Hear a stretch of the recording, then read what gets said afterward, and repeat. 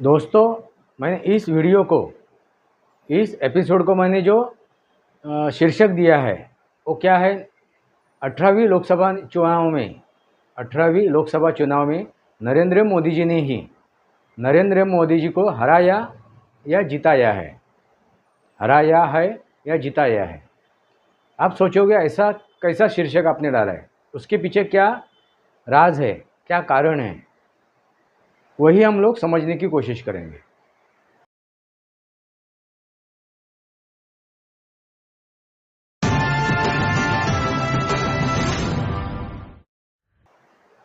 नमस्कार दोस्तों, वास्तवावर बोलू काहीतरी इस श्रृंखला में फिर एक बार आपका स्वागत।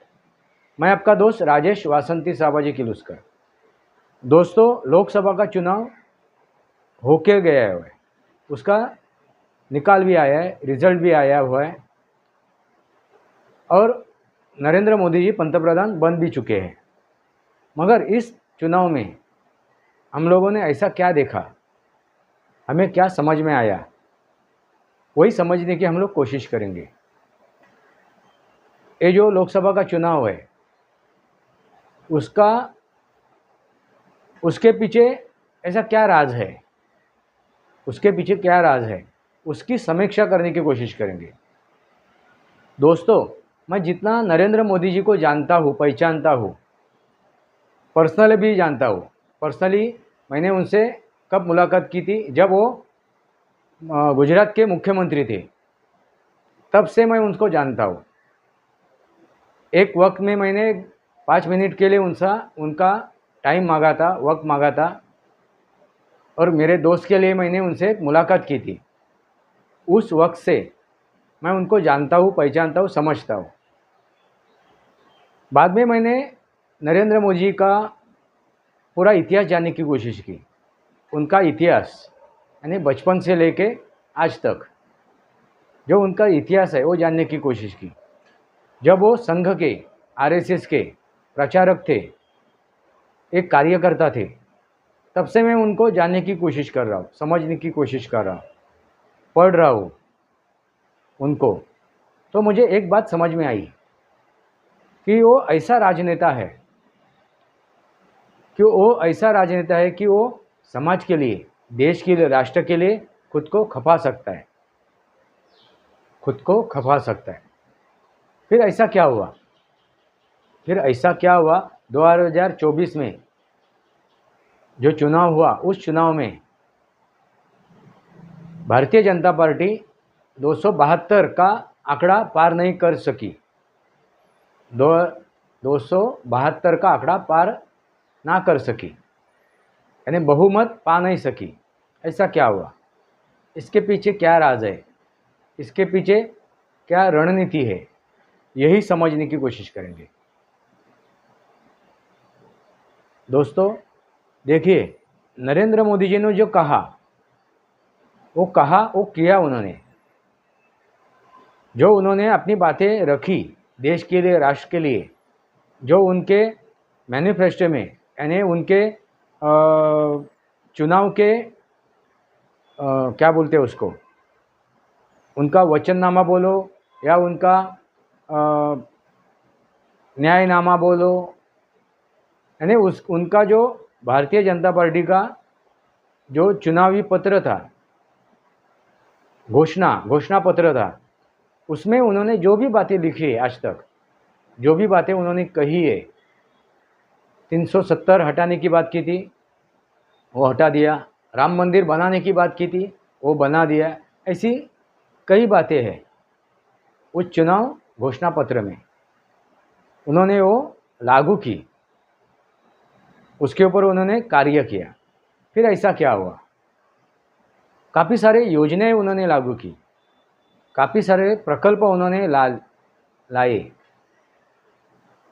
काफ़ी सारे जो लाभार्थी है उनको लाभ दिया। तो भी ऐसा क्या हुआ कि नरेंद्र मोदी जी का जो भारतीय जनता पार्टी ये संगठन है, वो 272 की संख्या पार नहीं कर सका। यही तो राज है। मैं काफ़ी दिनों से सोच रहा हूँ कि ऐसा क्या हुआ, ऐसा क्यों हुआ। दोस्तों, नरेंद्र मोदी जी भले पहले राजनीति में नहीं थे, जब वो मुख्यमंत्री बने तब से उसके पहले वो राजनीति में नहीं थे, मगर बाहर रह के उन्होंने राजनीति सब समझ चुके थे। वो कहाँ कहाँ पे राजनीति होती है, किस तरह से राजनीति होती है, विरोधक किस स्तर तक जा सकते हैं, किस स्तर तक जाके विरोध कर सकते हैं, उन्होंने जान लिया था। मैं जितना नरेंद्र मोदी जी को जानता हूँ वही मैं बात आपके सामने रखने की कोशिश कर रहा हूँ। वो सब जानने की कोशिश की उन्होंने जब वो राजनीति में नहीं थे, और बाद में जब राजनीति में आए तब उन्होंने वो सब जो उनका ये था, निचोड़ था राजनीति के बारे में, जो उन्होंने सीखा था, समझा था, वो सब निचोड़ उन्होंने पहले मुख्यमंत्री बन के उन्होंने गुजरात में दिखा दिया। देखिए दोस्तों, शासन का, प्रशासन का उनको कुछ भी मालूम नहीं था, कुछ भी उनको जानकारी नहीं थी, अध्ययन नहीं था, अभ्यास नहीं था, तो भी उन्होंने वो मुख्यमंत्री पद भली भांति वो निभाया और गुजरात को एक न्याय दिया। इसलिए देखिए, गुजरात में आज भी ये जो लोकसभा चुनाव में भी खाली एक कांग्रेस का उम्मीदवार प्रत्याशी चुन के आया हुआ है, बाकी हर एक जगह पे लोकसभा का जो मतदार संघ है, हर एक जगह पे भारतीय जनता पार्टी का उम्मीदवार प्रत्याशी जीत के आया हुआ है। वहाँ पे भी मुसलमान थे, फिर वहाँ के जो मुसलमान थे, गुजराती मुसलमान, उन्होंने नरेंद्र मोदी जी को क्यों नहीं नकारा, जैसे महाराष्ट्र में नकारा, जैसे उत्तर प्रदेश में नकारा, ऐसे काफ़ी जगह पे मुसलमानों ने भारतीय जनता पार्टी को, नरेंद्र मोदी जी को नकारा, फिर गुजरात में ही क्यों नहीं हुआ। दोस्तों देखिए, जब नरेंद्र मोदी जी ने वहाँ पे जो काम किया है ना, वो मुसलमान हो या अन्य किसी भी जाति का हो, उनके दिल में जाके वो बैठे हुए, वैसा उन्होंने वहाँ पे काम किया हुआ है, वो दिल में जाके बैठे हुए है। अभी भारत की बात करते हैं, राष्ट्र की बात करते हैं, देश की बात करते हैं, तब क्या होता है, हर एक राज्य की जो जनता है वो अपनी अपनी तरह से समझती है, सोचती है। महाराष्ट्र की जनता हो, वो अपनी हिसाब से सोचती है, भले वो किसी भी जाति का, धर्म का हो। यूपी की जो जनता है वो अपने दिमाग से, अपने राज्य के हिसाब से सोचती है, और वही असर इस चुनाव में हुआ। इसलिए उत्तर प्रदेश में और महाराष्ट्र में जो उनके सीटें घटी, उसके पीछे यही राज है। सिर्फ मुसलमान नहीं है। और दूसरी बात क्या थी कि संविधान खतरे में है, लोकतंत्र खतरे में है, ये जो बात की गई, उसका भी डर था, उसका भी असर था। एक बात तो हो गई दोस्तों, तो भी नरेंद्र मोदी जी को इतना ही लग रहा था कि कम से कम हम लोग 272 ला सकते हैं, 272 के आसपास हम लोग रहेंगे। तो आप बोलोगे नरेंद्र मोदी जी को मालूम था कि 272 के आसपास हम लोग जा सकते हैं, तो नरेंद्र मोदी जी ने 370 की बात क्यों की, 400 पार की बात क्यों की। दोस्तों वही तो बात है, वही तो राज है। दोस्तों कुछ चंद दिनों के बाद, कुछ सालों के बाद किसी नेता के बारे में मन में कुछ खटास आ जाती है या चाहत बढ़ जाती है, खटास आ जाती है या चाहत बढ़ जाती है, तो जो चाहत है वो पूरी नहीं कर पाते हैं उस समय में, तो थोड़ा वो नेगेटिव हो जाता है। जो मतदार है, वो लोकशाही की बात कर रहा हूँ मैं। और जो खटास की बात है, कभी कभी वो भ्रमित हो जाते हैं, उनकी दिशा भूल होती है, तभी उनके दिल में खटास आती है, तो भी वो विरोध करता है।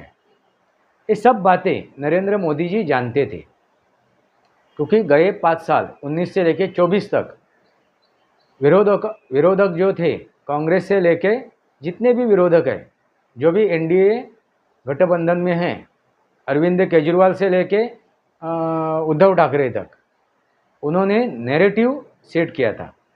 नैरेटिव यानी नकारात्मक राजनीति, नकारात्मकता फैलाई थी। नैरेटिव यानी नकारात्मकता, नेगेटिव, झूठ, ये फैलाया था। और उसका असर हो रहा है, उसका असर हो रहा है सामान्य मानवी के ऊपर। वो नरेंद्र मोदी जी जान चुके थे, समझ चुके थे। और दूसरी बात क्या थी कि भारतीय जनता पार्टी के जो नेतागण हैं, उनका आत्मविश्वास कहना गलत है, उनका जो ये है अहंकार भी नहीं, यानी और कॉन्फिडेंस, अति आत्मविश्वास, वो जाग उठा था।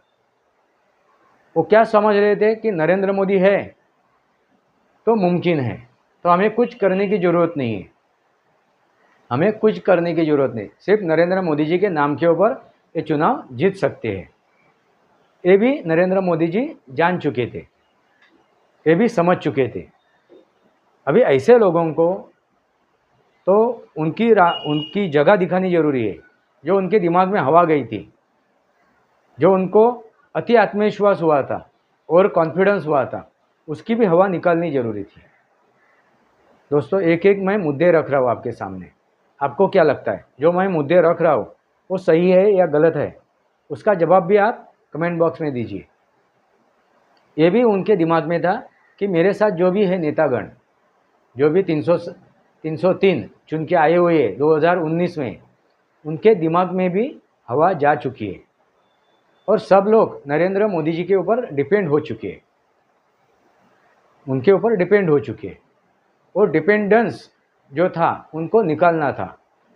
और एक महत्वपूर्ण बात दोस्तों, गठबंधन की सरकार चला नहीं पाए इसके पहले, तो उनको टारगेट किया जा रहा था, उनके ऊपर सवाल पूछे जा रहे थे, उनको सवाल पूछे जा रहे थे कि आप जो सरकार चला रहे हो वो गठबंधन की सरकार नहीं है।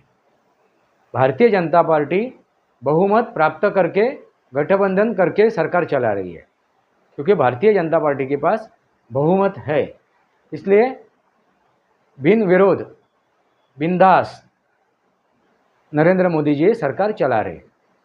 ऐसा भी नैरेटिव सेट करने की कोशिश की जा रही थी, तो उनको दिखाना भी था भले भारतीय जनता पार्टी के जो सांसद है वो पर्याप्त नहीं हो तो भी मैं गठबंधन की सरकार चला सकता हूँ, उतनी काबिलियत मुझ में है, उतनी काबिलियत मुझ में है। वो दिखाने की भी उनको एक संधि चाहिए थी, एक चांस चाहिए था। वो संधि उनको एक मिली हुई है। देखिए दोस्तों, जब ये सरकार स्थापित हुई, नरेंद्र मोदी जी ने मुख्य पंतप्रधान पद की शपथ ग्रहण की और अन्य मंत्रियों को भी उन्होंने शपथ दिलवाई। तब ये बात चालू थी कि भारतीय जनता पार्टी को जो नीतीश कुमार है या वो चंद्रबाबू नायडू है, वो अपने पार्टी के लिए बड़े बड़े पोर्टफोलियो मांग के लेंगे, मंत्री पद के पोर्टफोलियो, खाते, गृह मंत्रालय, रक्षा मंत्रालय, ऐसे मंत्रालय वो मांग के लेंगे और अड़े रहेंगे, ऐसे सबको लग रहा था। दोस्तों देखिए, समझिए क्या बात है। नरेंद्र मोदी जी ने जितने भी बड़े पोर्टफोलियो है, जितने भी बड़े मंत्रालय है, जितने भी बड़े खाते हैं केंद्र में, वो सब खाते मैक्सिमम 99% वो भारतीय जनता पार्टी के सांसदों को ही दिए हुए है, भारतीय जनता पार्टी के हाथ में ही है। इसका मतलब आप समझ जाइए। इसका मतलब क्या है? ना नीतीश कुमार ना चंद्रबाबू नायडू, इन्होंने कुछ भी दबाव तंत्र इस्तेमाल नहीं किया, क्योंकि गए 5 साल में उन्होंने नीतीश कुमार को भी और चंद्रबाबू नायडू को भी उनकी असलियत बता दी थी। क्या सच्चाई है, क्या वास्तव है, क्या रियलिटी है, भारत का मूड क्या है, इस देश का मूड क्या है, ये उन्होंने दिखा भी दिया था। इसलिए नीतीश कुमार और चंद्रबाबू नायडू शांत है और वो शांत बैठेंगे। उसके आगे का एक मुद्दा मैंने इसके पहले एक वीडियो में उसका जिक्र किया हुआ है, वक्तव्य किया हुआ है, वो बात रखी है। वो क्या है, 2026 के आसपास लोकसभा के एक बार फिर चुनाव हो जाएंगे, क्योंकि जो मतगणना की जनगणना की जो वक्त है वो 1971 में था, उसका वक्त हो चुका है, टाइम हो चुका है। इसलिए 2025 से लेके 2026 तक दोबारा इस देश में लोक संख्या की गणना होगी, जनसंख्या की गणना होगी, और जनसंख्या की गणना होगी तो उसके हिसाब से फिर सांसदों की संख्या बढ़ाने की ज़रूरत पड़ेगी। दोस्तों समझ जाइए मैं जो बात कर रहा हूँ, सांसदों की संख्या बढ़ाने की ज़रूरत पड़ेगी, और मेरे ख्याल से 200 सांसद बढ़ाने पड़ेंगे। जो आज 543 है, 44 है, उनका 200 सांसद बढ़ाएंगे तो 743 44 के आसपास वो संख्या हो सकती है। इसी सोच से, इसी अगले रणनीति के हिसाब से जो संसद भवन बनाया हुआ है 888, वहाँ पे उम्मीदवार बैठ सकते हैं। 888 वहाँ पे सीट है, बैठने की आसान व्यवस्था है। दोस्तों जो भी बातें नरेंद्र मोदी जी ने की है, जो भी काम किए हुए, उसके पीछे उनका एजेंडा क्या है, सिर्फ 2024 नहीं था, 2029 नहीं है, 2047 तक का है। यानी जब ये देश स्वतंत्र होने के बाद 100 साल पूरे करता होगा, तब देश कैसा होना चाहिए, तब ये राष्ट्र कैसा होना चाहिए, 2047 तक। उनकी नज़र कहाँ पे है, 2047 तक। समझ जाइए दोस्तों। इसलिए ये जो चुनाव है हुआ, और 240-41 तक ही इनके सांसद चुन के आए। ये हार भी है और जीत भी है। हार किसकी है, विरोधियों की। इसमें क्या हुआ, इस चुनाव में क्या हुआ, झूठ फैलाया गया, झूठ परोसा गया, संविधान के नाम के ऊपर, लोकतंत्र के नाम के ऊपर, और डराया गया नरेंद्र मोदी जी के बारे में। इसके पहले 2 चुनाव में ईवीएम की बात की गई थी। ईवीएम जो चुनाव में मतदान किया जाता है, ऐसे मशीन के ऊपर, ईवीएम पे ऊपर आक्षेप किया गया था कि ईवीएम के वजह से नरेंद्र मोदी जी जीत रहे हैं। इसलिए नरेंद्र मोदी जी ने थोड़ा सा ढीला छोड़ दिया था ये चुनाव। जिस तरह से उन्होंने 2014 और 2019 में लड़ा था, उस तरह से उन्होंने चुनाव लड़ा नहीं। अब देखोगे, सुनोगे, समझोगे तो आपको पता चलेगा। उन्होंने जो बात की चुनाव के पहले की, 5 साल 10 साल में की, हर एक बात के ऊपर आप गौर करोगे तो उसके पीछे कुछ मतलब है, कुछ राज है, कुछ रणनीति है। अभी दोस्तों देखिए, 15 लाख हर एक के अकाउंट में जाएंगे, ऐसे बात उन्होंने नहीं की थी, वो झूठ फैलाया गया। मैंने उसके पहले एक मेरे वीडियो में ये बात रखी हुई है। उन्होंने ऐसी बात नहीं की थी कि 15 लाख हर एक भारतीय के अकाउंट में आ सकते देंगे, देने की बात नहीं की थी।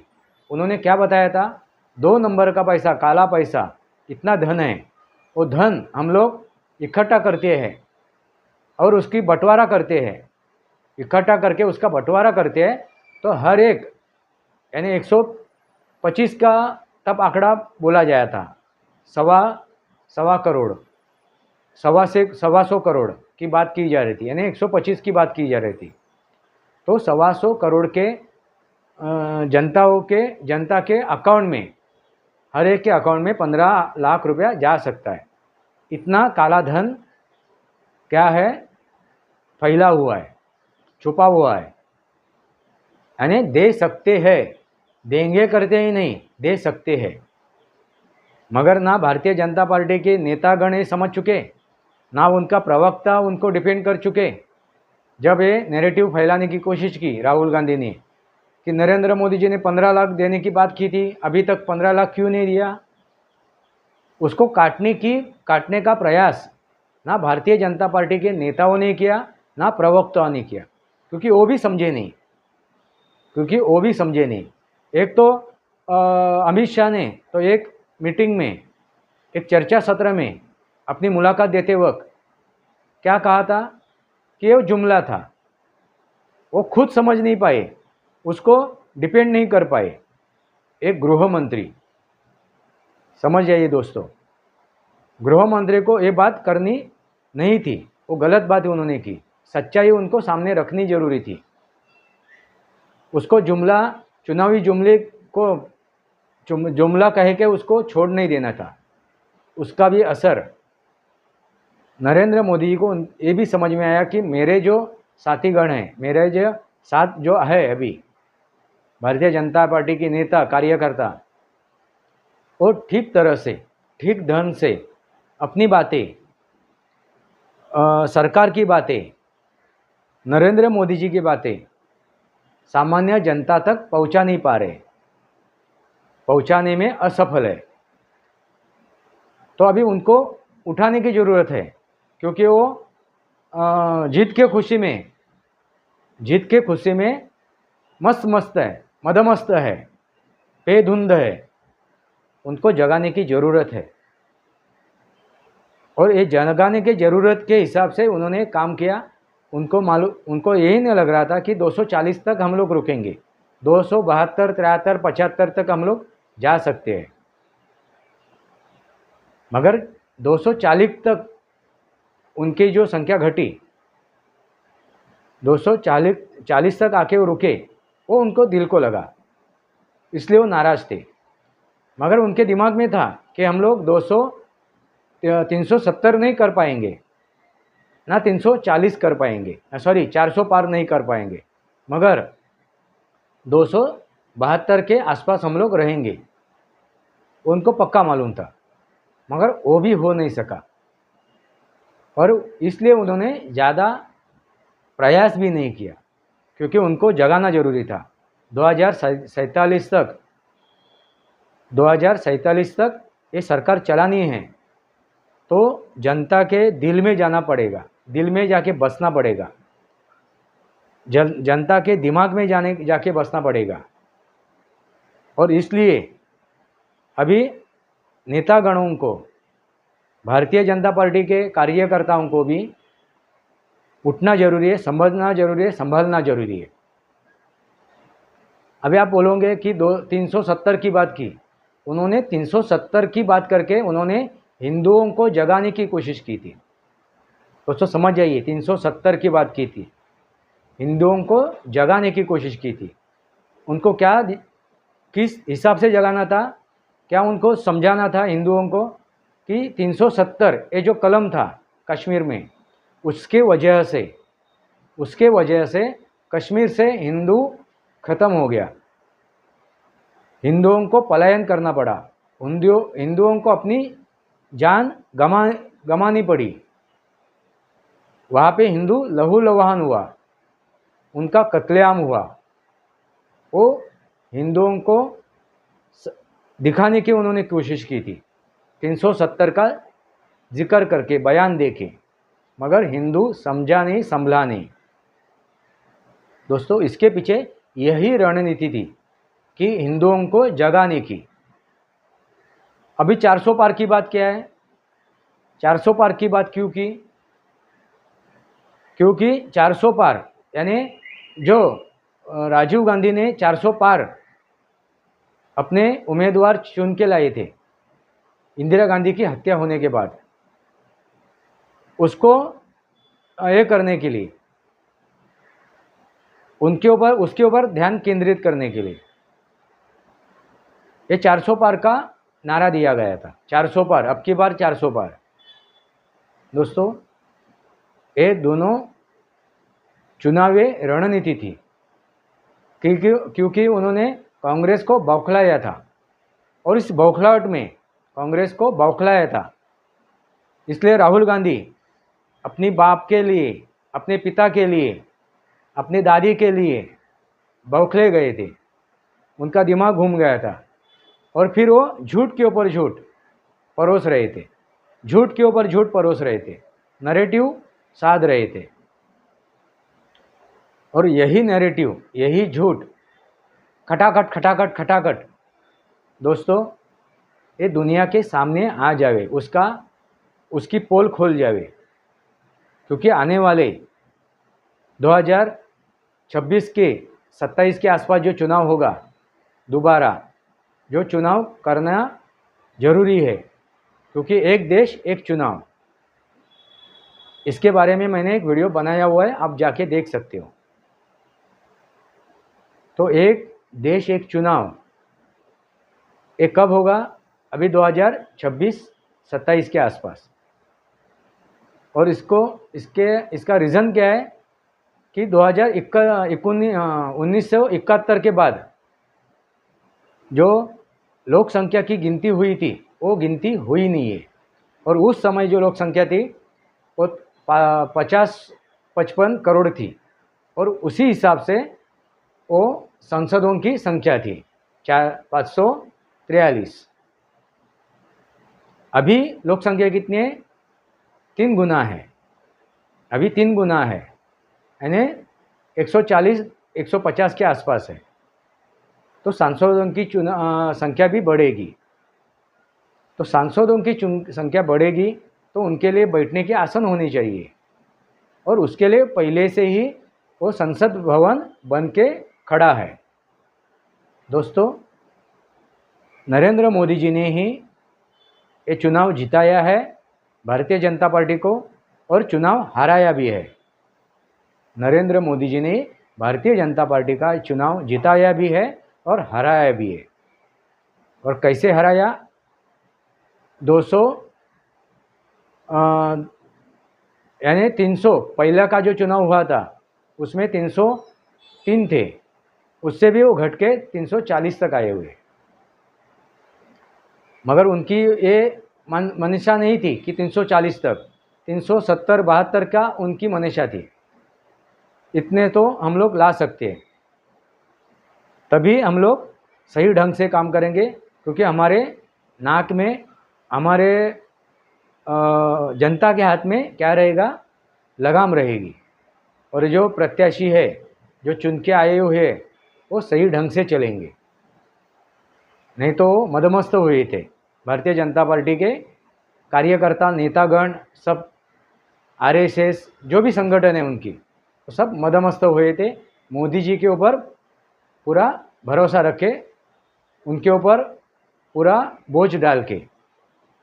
तो हर एक को अपना दायित्व निभाने की ज़रूरत है, वो समझाने के लिए हर एक को, कार्यकर्ता से लेके, नेता से लेके, प्रवक्ता से लेके, नागरिकों से लेके, हर एक इंसान को अब देश के लिए, राष्ट्र के लिए अपना दायित्व निभाने की ज़रूरत है। यही समझाने के लिए ये चुनाव लड़ा गया था। दोस्तों, समझ जाइए, नरेंद्र मोदी जी ने ये चुनाव जिताया भी है और हराया भी है। किसको? भारतीय जनता पार्टी को। और इसके पीछे रणनीति क्या है? आने वाला अगला चुनाव 2026 से 27 के आसपास, एक देश एक चुनाव। और तब जो नैरेटिव फैलाया गया था, कौन सा? संविधान, लोकतंत्र, ईवीएम, जातियों में बंटवारा, धर्मों में बंटवारा, ये सब खाक हो जाएगा। क्योंकि ईवीएम के ऊपर अभी विरोधक उंगली नहीं रख सकते। इस चुनाव के बाद, 18वीं लोकसभा चुनाव के बाद, ईवीएम के ऊपर विरोधक उंगली नहीं रख सकते, ना संविधान के ऊपर उंगली रख सकते, ना लोकतंत्र के ऊपर उंगली रख सकते, ना किसी नैरेटिव को साध सकते। तो अगले समय क्या होगा, वाकई में कहने की भी ज़रूरत नहीं 400 पार, अब की बार 400 बार, तब कहने की भी ज़रूरत नहीं पड़ेगी, तब जनता ही बोलेगी, जब नागरिक ही बोलेंगे, क्या बोलेंगे, अब की बार 400 पार। दोस्तों, यही है नरेंद्र मोदी जी की रणनीति। मैं जो समझ रहा हूँ, जान रहा हूँ, पहचान रहा हूँ नरेंद्र मोदी जी को, उनकी ये रणनीति है, ये राजनीति है। हराया भी उन्होंने और जिताया भी उन्होंने। आपको समझ में आया होगा। आपको क्या लगता है, जो मैंने बातें रखी है, उसमें आपको क्या लगता है, आपकी क्या राय है, तो आप कमेंट बॉक्स में लिखिए।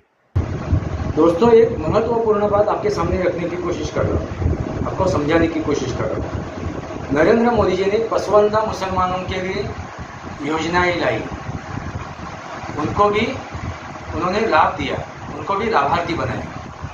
इतना होने के बावजूद भी पसमानदा मुसलमानों ने उनको मत नहीं दिया, उनको वोट नहीं दिया। ऐसा क्यों हुआ? और ये नरेंद्र मोदी जी को मालूम था क्या? नरेंद्र मोदी जी भली बातें जानते हैं, समझते हैं कि मुसलमान हमारे साथ नहीं है, कितना भी करो उनके लिए, मगर वो अपने साथ नहीं रहेंगे। उनके दिल में क्या है, उनके दिमाग में क्या है? हिंदुत्व विरोध, हिंदू विरोध। जब तक ये हिंदुत्व विरोध, सनातन विरोध इनको दिलो दिमाग से नहीं जाता है, तब तक वो भारतीय जनता पार्टी को वोट नहीं करेंगे, मतदान नहीं करेंगे। वो नरेंद्र मोदी जी जानते थे। इतनी जानकारी होने के बावजूद भी नरेंद्र मोदी जी ने पसमानदा मुसलमानों के लिए या अन्य मुसलमानों के लिए लाभ दिया, योजनाएं लाई, लाभार्थी बनाया, उनको घर दिया, उनको उनके घर में नल दिया, पानी दिया, बिजली दी। जितने भी उन्होंने योजना लाई इस देश के लिए, उसमें से ज़्यादा जो फायदा मिला है वो मुसलमानों को मिला है। इसके बावजूद भी मुसलमानों ने भारतीय जनता पार्टी के विरोध में मतदान किया। जो उनके भारतीय जनता पार्टी के जो ये थे, कार्यकर्ता थे, उन्होंने भी भारतीय जनता पार्टी को वोट नहीं दिया, वो भी साबित हो चुका है। दोस्तों, एक दुनिया के सामने रखने के लिए सबका साथ, सबका विकास तो किया उन्होंने, मगर सबका साथ नहीं मिला। ये मुसलमान गद्दार हुए, उन्होंने नरेंद्र मोदी जी को साथ दिया नहीं। वो पूरे दुनिया के सामने आ गया, वो दुनिया को पता चला कि मुसलमान ईमानदार नहीं है। मुसलमान कहते ईमान, मुसलम यानी ईमान रखना, मगर वो ईमान उन्होंने रखा नहीं, ईमानदार रहे नहीं। यही दिखाने की उन्होंने कोशिश की कि आप गद्दार हो, आप जिस खाली में खाते हो इस खाली में छेद करते हो, वो भी दिखाने की उन्होंने कोशिश की। यानी सबका उन्होंने क्या किया? विकास किया, सबका विकास, मगर सबका साथ मिला नहीं। उन्होंने और एक ये दिया था, मंत्र दिया था, वो क्या? सबका सहयोग, सबका साथ, सबका विकास, सबका प्रयास यानी सहयोग, सबका प्रयास यानी सहयोग। वो सहयोग भी नहीं मिला। और सबका विश्वास, वो विश्वास भी संपादन नहीं कर पाए। इसका ये मुसलमानों का। और सबका सहयोग यानी जो हिंदू है, जो सो के रहे थे, जो घूमने के लिए गए थे, उन्होंने मतदान किया नहीं, वो बेफिक्र रहे थे, आएगा तो मोदी ही, ऐसे बेफिक्र होके घूमने के लिए गए थे, घर में सो के रहे थे, उनका भी उनको साथ मिला नहीं। यानी सबका साथ भी नहीं मिला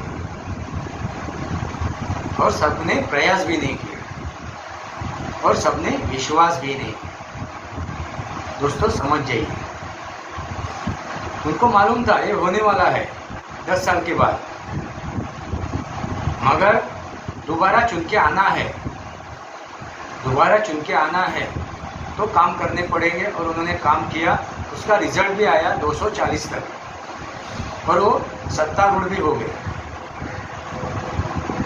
और जो हवा उन्होंने अपने नेतागणों में, कार्यकर्ताओं में के दिमाग में जो हवा गई थी कि हम लोगों को कोई हटा नहीं सकता है जब तक नरेंद्र मोदी है, वो भी हवा उन्होंने निकाल दी है।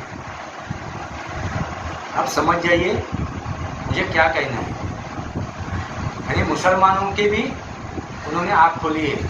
70 साल आपका कुछ भी विकास नहीं हुआ था, कुछ भी विकास नहीं हुआ था। वो विकास हम लोगों ने 10 साल में किया।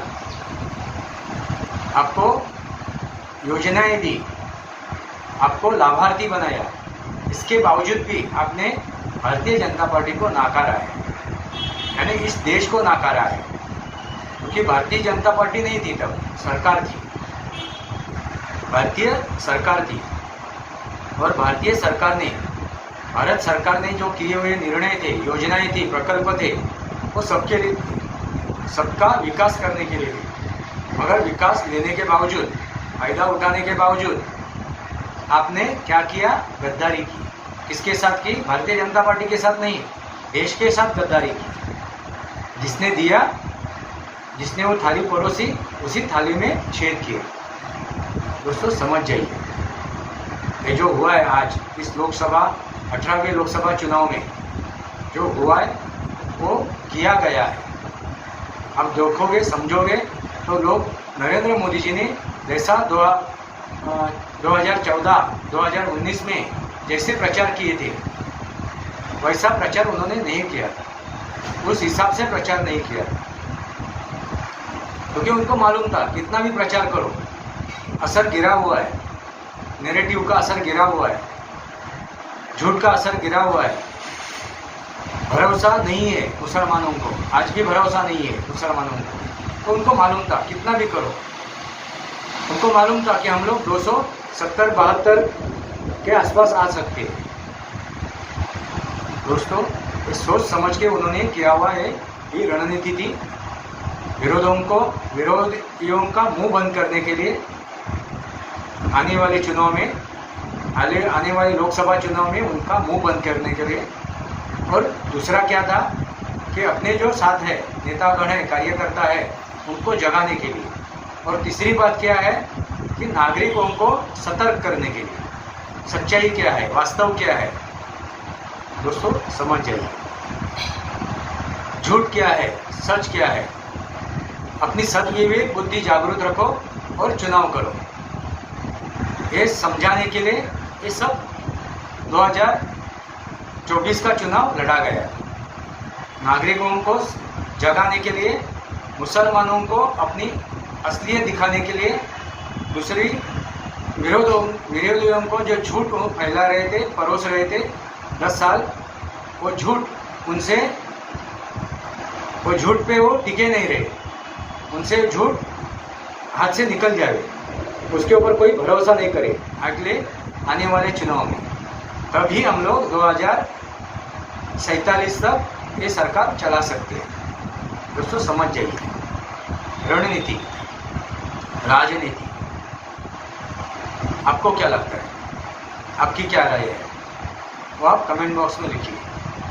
वास्तव बोलूं काहीतरी इस श्रृंखला को सब्सक्राइब कीजिए, बेल आइकन दबाइए। मेरे विचार सही लगे तो लाइक कीजिए, आपके विचार कमेंट बॉक्स में लिखिए। आज के लिए इतना ही। भारत माता की जय, वंदे मातरम। जय भारत, जय महाराष्ट्र।